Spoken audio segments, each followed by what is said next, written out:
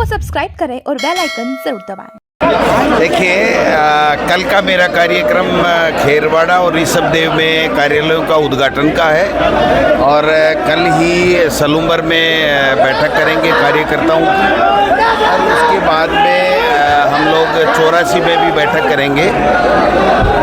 कांग्रेस पूरी तरीके से तैयार है। कार्यकर्ताओं का जोश और जुनून आप देख रहे हो। 6 की 6 सीटों में भारतीय जनता पार्टी शून्य रहेगी।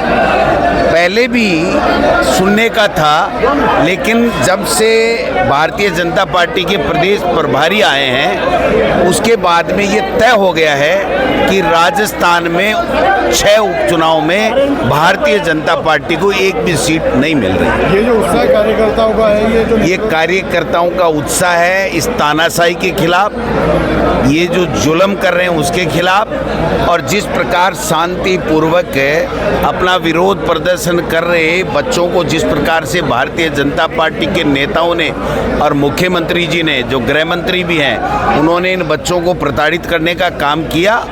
मैं समझता हूं कि इन्होंने इनको जगाने का काम किया है और ये जगे हुए शेर के बच्चे आप देखना उपचुनाव में इस भारतीय जनता पार्टी को सुनने के ऊपर समेटने का काम करेंगे। वाराणसी और सलूम्बर में क्या बाप पार्टी से गठबंधन की संभावना है? देखिए, 6 जगह हम हमारा चुनाव लड़ेंगे।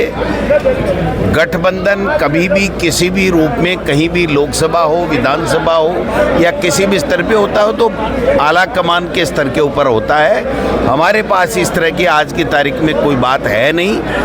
गठबंधन का फैसला अगर कोई होगा, अभी तक इसकी चर्चा नहीं है, तो वो पार्टी आला कमान करेगा।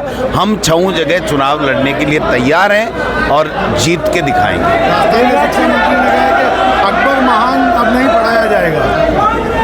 ये हमारे प्रदेश का दुर्भाग्य है कि एक इस प्रकार का प्रदेश का शिक्षा मंत्री है जो शिक्षा के बारे में कभी नहीं बोलता।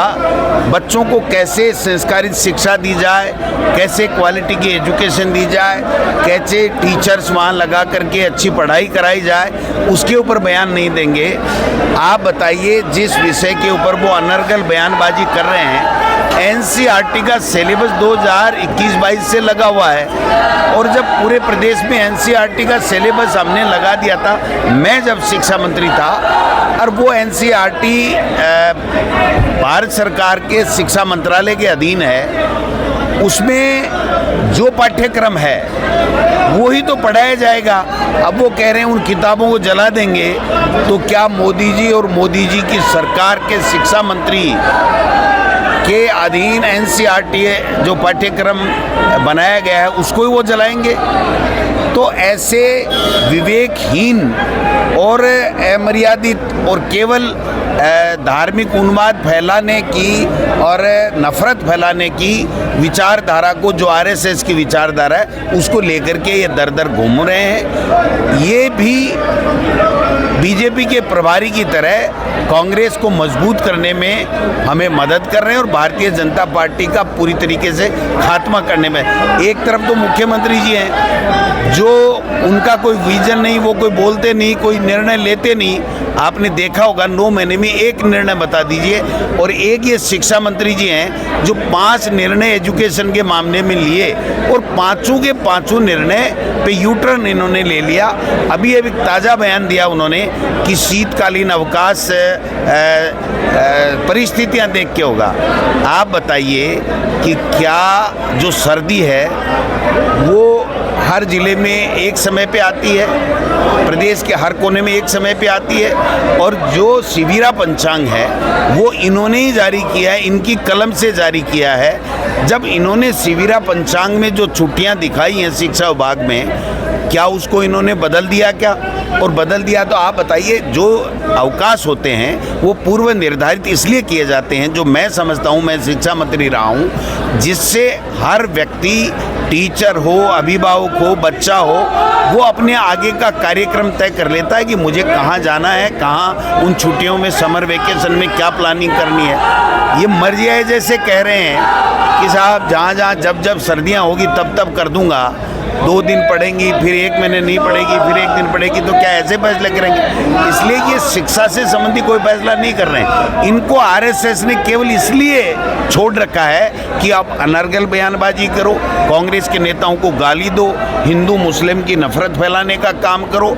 मैं समझता हूं कि ये प्रदेश का दुर्भाग्य है कि जो मुख्यमंत्री जिनको बनाया है पर्ची से, वो कोई निर्णय ले नहीं पाते हैं। एक मंत्री 2 महीने से उनका इस्तीफा हवा में है। अब वो कल ये कह रहे हैं कि मुझे पता ही नहीं मैं क्या हूँ और मैं मंत्री हूँ कि नहीं हूँ। आज प्राकृतिक आपदा आई हुई है, बरसात है, अतिवृष्टि है, किसी की मदद करने की बात है, कृषि का समय है, किसानी का समय है, और कृषि मंत्री को पता नहीं मैं हूँ कि नहीं। मुख्यमंत्री प्रधानमंत्री जी से कल मिल कर के आए हैं। आज की तारीख में तो कम से कम इनको जवाब देना चाहिए। इसका मतलब ये हुआ कि प्रधानमंत्री, भारतीय जनता पार्टी, मुख्यमंत्री, ये सारे के सारे निर्णय करने में असक्षम है कि ये किरोड़ी लाल जी मंत्री हैं कि नहीं हैं, इस बात का निर्णय नहीं कर पा रहे हैं और किरोड़ी लाल जी काम नहीं कर रहे हैं। तो आप समझिए कि जो दशा बना दी है इन्होंने प्रदेश की, आज अपराध चरम के ऊपर है, अपराधों पे कोई अंकुश नहीं है। रोजाना आए दिन हमारी मासूम बेटियों के साथ में बलात्कार होता है, कानून व्यवस्था नाम की कोई चीज़ नहीं है। रोजाना ट्रेप किए जा रहे हैं, पकड़े जा रहे हैं लोग बाग, एसीडी पकड़ रही है। तो कहाँ से इन्होंने भ्रष्टाचार खत्म कर दिया, कहाँ से इन्होंने कानून व्यवस्था? नहीं सहेगा राजस्थान जो ये कहते थे, वो जो जुमला था, और जैसे इन्होंने सत्ता तो हथिया ली, लेकिन अब इनके ऊपर हो गया कि इनको नहीं सहेगा राजस्थान, और आने वाले समय में इनको 6 उपचुनाव में इसका सबक जनता सिखाए। प्रदेश कांग्रेस ने देवराज हत्याकांड पे कमेटी बनाई थी जी, देवराज हत्याकांड पे कमेटी बनाई थी जी जी, रिपोर्ट आपको सौंपी? वो आज हमें सौंपी है और हम लोग उसमें देख रहे हैं कि किस प्रकार उस परिवार की हम मदद करें। और मैं इन 2 दिनों में समय निकाल करके, आज तो सूर्यास्त हो गया इसलिए मैं नहीं जा पा रहा हूँ, लेकिन मैं ज़रूर जाके आऊँगा उनको